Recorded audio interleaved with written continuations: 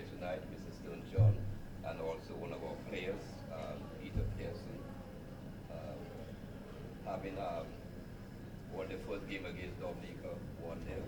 They came back here to St. Lucia and demonstrated what a winning prowess is all about by defeating Anguilla 2-0. Stone John, your impression of this evening's game? No, I think it was a well organized game. I think we played well. We always know against Angola with a dominant possession. We did that. I think if I have to be critical of the performance, we're finishing in front of goal.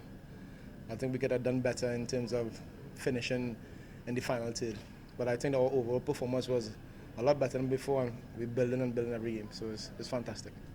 Coach, your first home game, what were your impressions of the atmosphere here in St. Lucia? Oh my gosh, it was electric. I think coming from Trinidad, we see that fan base, but I think the fans here are much more into the game. It's a bigger fan base, and I think there's always the 12th man is important. I think we have to thank the fans as well because there were periods in the game where we was dipping in the way we possessing the ball, and the fans got behind us.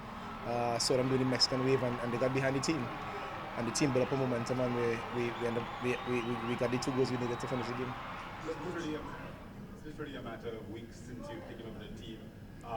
Have you been able to implement enough of what you want to see, and are you seeing the team producing? Yes, so I think the guys are obviously footballers. We don't want to give them too much information. So I was able to come in here and work with the rest of the staff and set my stall how I want to work.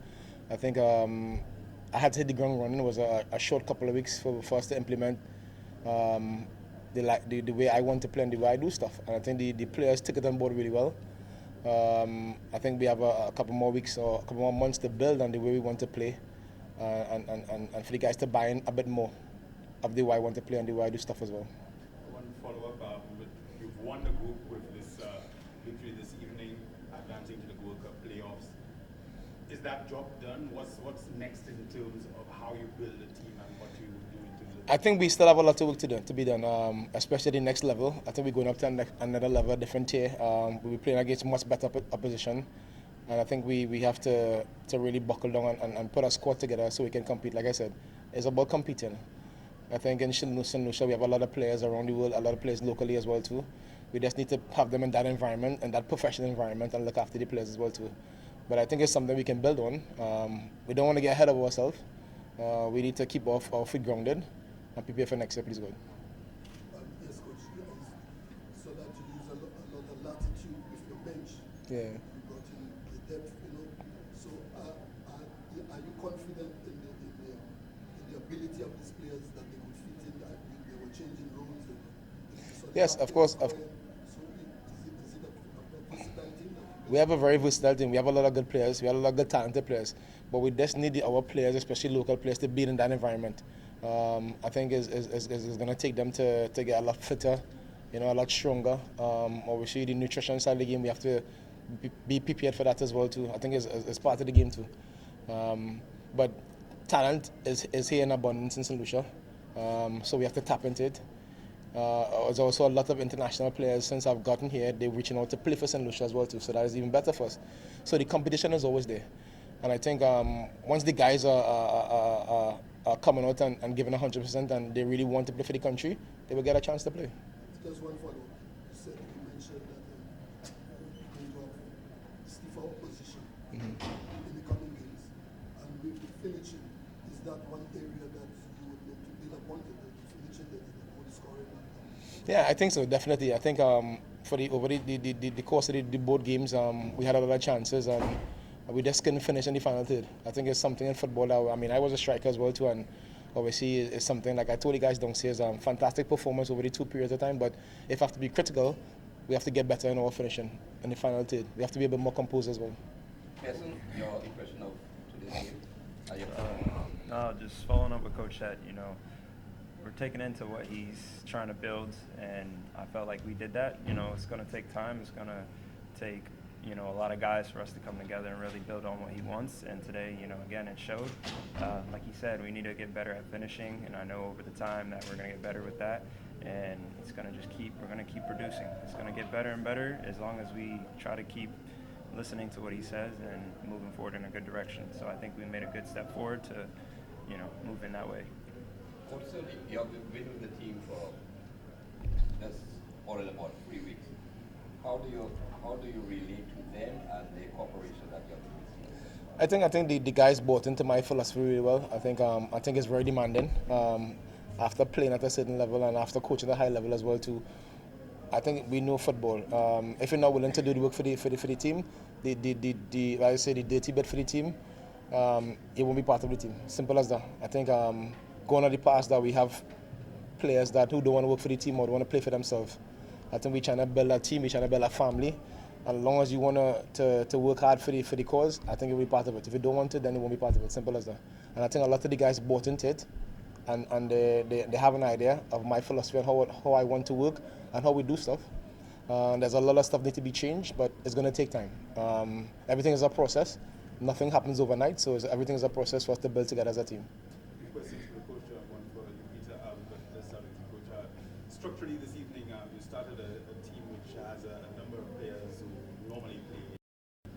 What was your approach to the game as far as the tactics and formation? I think we had to change our formation and use different personnel as well too. I think in the Dominica game, we away from home. Obviously, we're trying to play on the break and not give anything away. We were successful in that.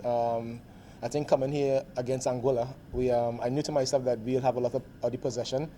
So I had to change the system to a back three, because I think if we played with a back four, we have too many guys behind the ball. We need to push the ball up the pitch and move the ball a bit quicker in order to catch them out of opposition. We've done that on several occasions, but we were not successful in finishing. So I think the preparation was really well. Like I said, if you have to nitpick, it's as the final two tonight, I was very disappointed in. As far as the opposition this evening, obviously, you literally just come from coaching Angola. How did that play into your preparation for this? I think I have an idea of the players and how they play. I think the coach done well, he changed the system, but I knew the players and stuff like that. But at the end of the day, it's 11v11. Our players were organized, and I think I left the Angola team in a properly organized situation. I think when I first got there, they was getting beaten 16, 17 and stuff like that. And I think they are properly more organized, balanced team, so they can build on that. So I think coming into the game today, they were always going to be organized in the back. We had to find a way to break them down. That's the reason why I had to change my system to go to a back three, so we can get attack around the wings and create overloads at the sides of the park as well, which we were successful. But like I say, the finishing have to be a bit better. So we'll work on it. I wish you'll go in the next couple of months. Peter, you made your Saint-Lucia debut a couple of days ago against Dominica. Unfortunately, not to make the side this evening. What was it like for you coming from a professional situation in the U.S. and coming into the Nations League? It's definitely different, I'll tell you that. Coach did say international football is much different than club ball, so I really just try my best to listen to that, even though, he's very demanding, which is a good thing. He wants more out of us. He wants us to be able to know how to play in the international world. So, it's challenging, but yet, again, I think for my first time, I'm growing, I'm learning. Hopefully I can keep moving in that direction to be able to get better as a footballer as well. He has a good pedigree, and, I know he wants the best for me as well as the other guys. So, just got to keep listening, got to keep putting the work on. Like you said, if you don't want to run, you don't want to work for one another, then, it's kind of left by the wayside.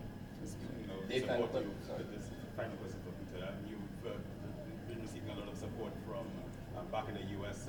What is that like for you, being able to have that support system whilst you on international? It's amazing.